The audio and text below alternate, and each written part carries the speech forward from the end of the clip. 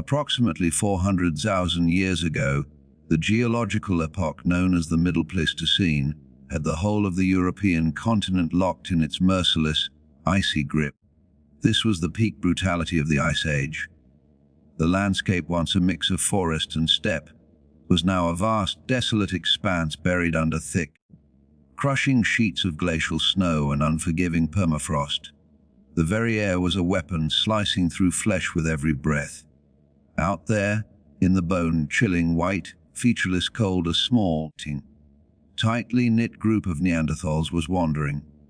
They were desperately, silently searching for any sign of sustenance, their hunger a deep, gnawing pain that drove every single step. The ambient temperature was consistently hovering far below zero, making every exposed surface instantly lethal. These were the true masters of glacial survival. Neanderthals had evolved across Europe and Western Asia over hundreds of millennia, becoming perfectly tuned to this extreme climate. They were short, notably stocky, and incredibly strong, a physique built like a compact, powerful tank, designed specifically to minimize surface area and retain precious internal body heat. The men averaged around 5'4", a powerful, dense frame, while the women stood slightly shorter at about 5'1". Their bodies were testament to evolutionary pressure: wide noses to warm the frigid air before it reached their lungs, barrel chests for increased lung capacity, and limbs thick with muscle. They kept moving with a grim, practiced efficiency, each footfall leaving a crunching, temporary indentation in the frozen crust, their eyes scanning the horizon for the slightest twitch of movement. Then, in the hazy, distant landscape, their acute senses detected movement. A scattered herd of reindeer. This was a gift, a momentary reprieve from the slow, steady creep of starvation. The lead hunter, a colossal man named Kyle, raised a thick, scarred hand, a silent, universally understood signal, commanding everyone to become instantly, absolutely quiet. The group melted into the landscape, using the sparse, frozen scrub for cover, creeping forward slowly, methodically, until they found the perfect rise of ground to set up a sudden, close-quarters ambush. They knew the fundamental truth of the tundra: reindeer were skittish and quick as lightning.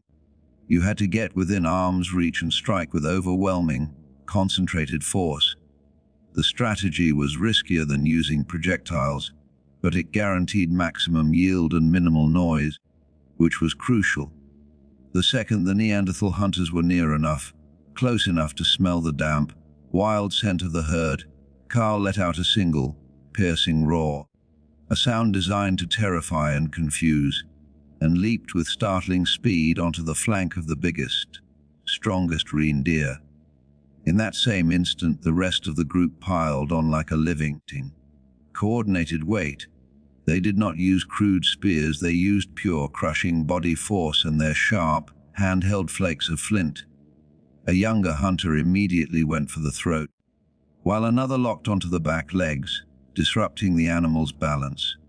Within seconds of the initial roar, the great animal was down, its powerful life force violently extinguished beneath the weight of focused, lethal muscle. They had successfully secured enough high-calorie, essential protein to sustain the entire band for the next 2 or 3 crucial days. With the heavy, steaming carcass secured, they began the arduous, joyful task of hauling the kill back across the treacherous ground to their current shelter, a deep, sheltered cleft in the rock face, where the rest of the band was anxiously waiting. The effort required immense, coordinated strength, dragging the heavy weight against the resistance of the frozen earth. When the hunters finally stumbled in, dragging the prize, the rest of the band, the older individuals, the women, and the handful of small children, exploded with raw, visceral joy. This wasn't just food, it was life, warmth, and another dawn guaranteed. They immediately began the communal task of butchering the kill, working with flint knives, so sharp they stripped the tough hide with practiced ease. Every part was utilized: the meat for eating, the thick hide for future insulation and bedding, the sinew for binding, and the marrow-rich bones for deep, sustaining fat. For the first time in days, they ate not just to survive, but like absolute kings, their bodies finally warm from the inside out. Outside the mouth of the cave, while the band was feasting on their success, the already harsh weather had turned truly brutal. A killer wind, known to them as the bone rattle, was howling with the force of a battering ram, and a massive, blinding blizzard had whipped up, churning the white landscape into a terrifying chaos. Fully fed and momentarily safe, everyone huddled together deep inside the cave, enveloped by the communal warmth and the heavy scent of raw meat, until they finally drifted into a deep, exhausted, shivering sleep. Only a few hours later, the momentary peace was shattered.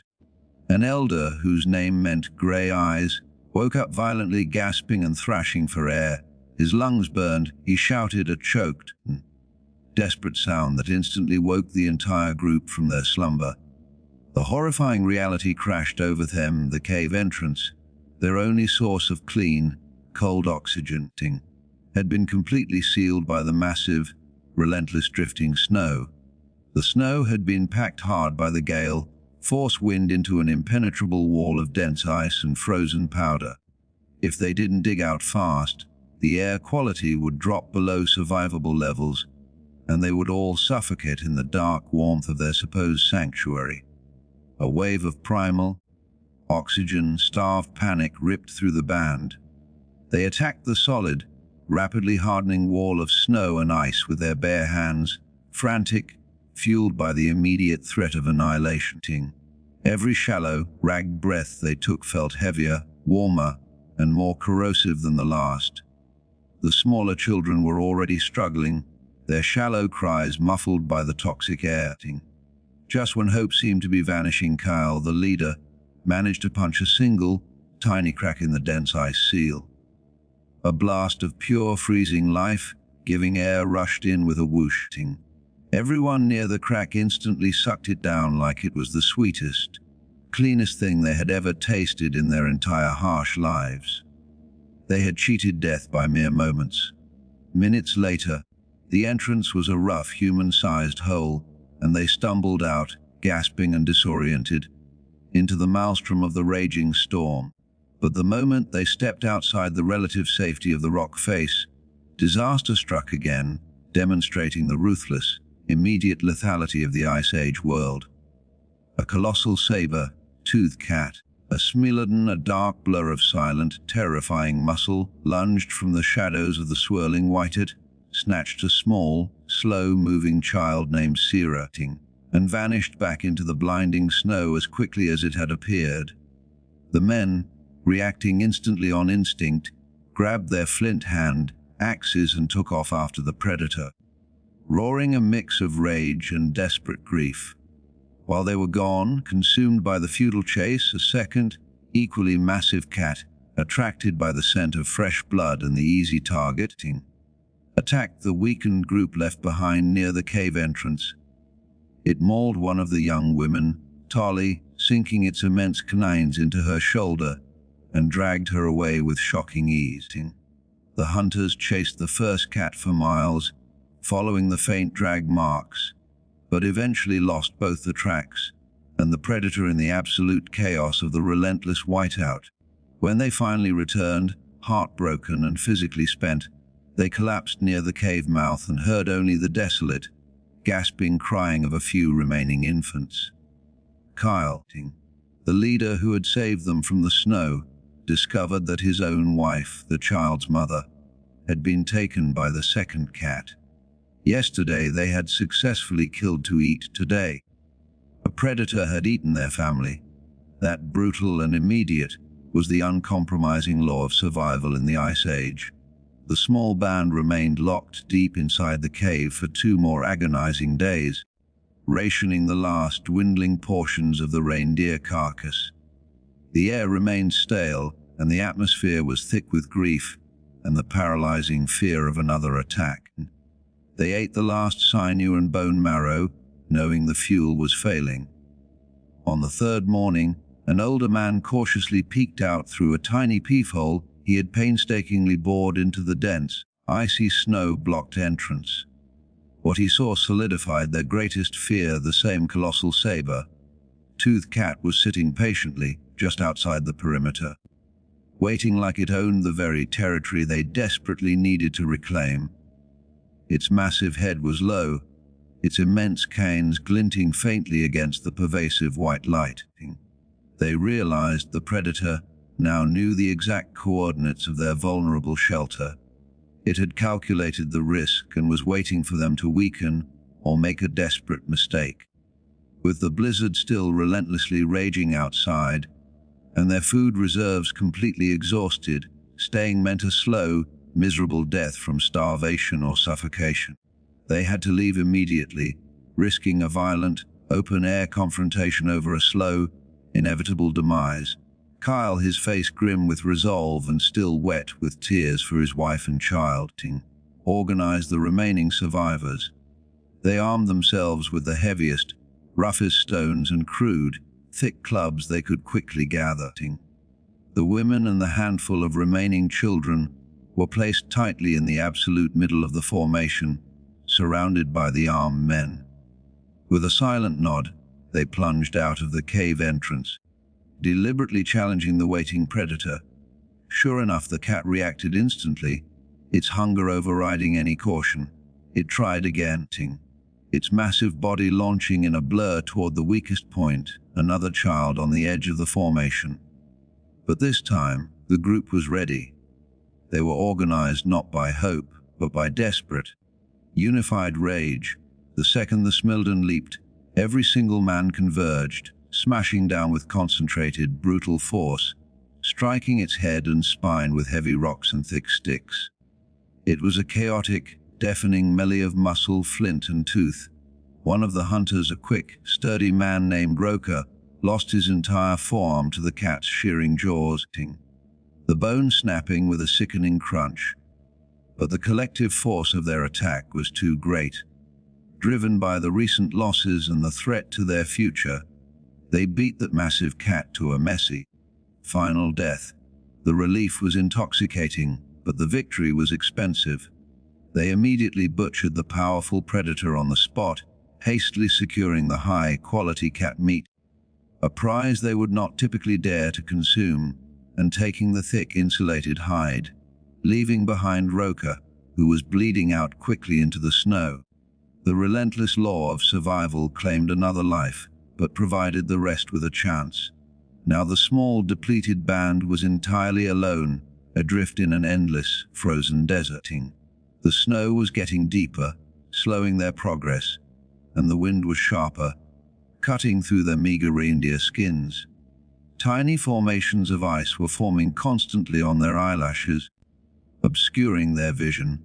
Night was rapidly falling, bringing with it the darkest, most profound cold, and they still hadn't found any defensible shelter. Sleeping out in the open meant certain, rapid freezing to death by morning. Exhausted, their bodies pushed far past the point of endurance, they made the highly risky decision to huddle tightly under the massive, spreading boughs of a large pine tree. They pressed their bodies together into a single, dense mass of flesh and fur. The thick, needled branches offered a temporary, fragile canopy, keeping the worst of the swirling snow and the direct exposure off them. When the desolate, grey dawn finally crept over the frozen horizon, two of the oldest elders, too frail to maintain enough internal heat, hadn't made it. They lay perfectly still, their bodies rigid and covered with a fine dusting of snow. There was no time, no fuel, and no emotional bandwidth left for ritual or proper mourning. They left the bodies to the elements and pushed onward. The harsh lesson of necessity burned into their core. A few hours later, in the vast, empty distance, they saw something colossal, a huge mammoth. They were dangerously hungry, their cat meat ration was nearly gone, and taking down something that big, something capable of ignoring a dozen spears, was an act bordering on collective suicide. Yet the overwhelming, visceral pain of hunger won the argument. With numb hands gripping their rough weapons, they crept up to the enormous beast, surrounded it cautiously, and began hurling jagged rocks and swinging thick clubs against its massive, hairy flanks. The mammoth responded with immediate colossal rage. It crushed one man instantly beneath a dinner plate-sized foot, reducing him to paste, and kept coming, its tusks swinging like pale, deadly scythes. Their crude weapons barely scratched its meter-thick hide. It trampled another hunter, breaking his back with a casual step, and then, bored with the tiny, annoying insects surrounding it, the mammoth simply lumbered away into the storm.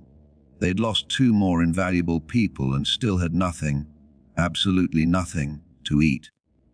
Their gamble had cost them dearly. They walked on for hours, starving, the hopelessness pressing down on them, until one of the women, eyes scanning the ground low for roots or lichen, spotted a deer frozen solid, a perfect carcass locked in a thick casing of blue ice. It was a momentary gift from a cruel world, driven by renewed desperation. They smashed the thick ice casing using the largest stones they could find, dragged the hard carcass under a sheltered rock overhang, and, using the last of their sharpest flint flakes, chipped off frozen chunks of meat. They ate like it was the most extravagant, unexpected Thanksgiving feast, the cold meat providing a necessary shock to their systems. They carefully saved whatever rock-hard, frozen remnants were left, securing the invaluable energy source, and kept moving, driven now by the slow, burning realization that pure luck was as important as skill. After several more days of relentless, desperate walking, the blizzard finally started to ease. The visibility improved, and the high-pitched shriek of the bone rattle wind dropped to a manageable howl. Suddenly, figures stepped out from behind a clump of frozen trees, short, thick-necked, broad-faced people, built like bunkers just like them. It was another Neanderthal band tracking a similar desperate path. After a period of tense, silent staring, a moment charged with suspicion and potential violence, the leader of the local group, sensing shared hardship and recognizing the shared physiology, made a gesture of peace. They invited the newcomers back to their much larger, better-equipped cave, shared their own meager stores of preserved food, and after a period of cautious negotiation, the 2 surviving groups merged, instantly doubling their numbers and strengthening their chances of survival. Life settled into a new, disciplined rhythm, tracking the migratory animals, conducting group hunts, digging tirelessly for frozen roots and lichen, and simply surviving the constant, unforgiving cold. They only possessed rough, unshaped chunks of stone for tools, used mostly as simple hammers or crude scraping edges. But the constant, grinding pressure of survival was subtly sharpening something far more important than their flint, their collective brains. One day, while a few hunters were carelessly knapping rocks together, breaking off chunks to get a hammer stone, they noticed a unique auditory and tactile signature. They realized that hitting a specific type of rock at precisely the right angle and velocity made a long, razor-thin, lethally sharp edge split off in a predictable manner. This was the moment of intellectual revolution. The first real, deliberately shaped tool, a small but deadly flake designed not by chance, but by understanding material properties, was born. Now, armed with controlled, geometric sharpness, they could cut meat cleanly, crack marrow bones efficiently, and skin hides far faster than before. The pressure of survival had forced the leap from crude rock to controlled technology. Thousands upon thousands of unforgiving years passed, in time marked only by the shifting glaciers and the unrelenting cycle of hunger and temporary relief. The Neanderthals survived, honed by the cold, gradually accumulating knowledge. Around 350,000 years ago, a massive transformative leap occurred. Until then, fire was a terrifying, uncontrollable force of nature, an entity to be avoided. Lightning strikes would occasionally ignite the vast, dry boreal forests, and the Neanderthals would flee the roaring, destructive light, respecting its deadly power. Then one day, fate intervened with brutal intimacy. Lightning struck close, dangerously close, exploding a thick pine just outside their shelter area. In the initial shock, while others scattered, one brave, observant soul named Locke felt the intense, radiating warmth on his skin. He saw the fire not as destruction but as a potential ally. Driven by the chronic, deep-seated cold that permeated their lives, Locke risked everything. He dashed forward, shielding his face, and grabbed a thick, sturdy branch that was fully alight. Despite the searing pain that immediately burned his hand and palm, he rushed the living flame back to the cave entrance, sheltering it from the biting wind. For the first time in human history, humanity actively chose to keep nature's power alive. This was the true beginning of civilization. They fed the fire ceaselessly, tending the precious, glowing coals like a sacred living being. The fire provided not just warmth, a defense against the perpetual cold that had dominated their existence, but also safety, pushing back the predatory darkness.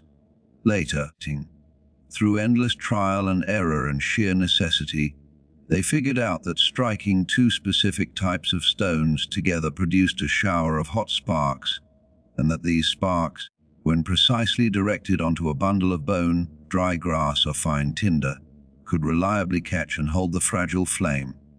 The perpetual, terrifying darkness was over. They were no longer simply intelligent animals reacting to the world. They were thinking humans who controlled the fundamental power of nature.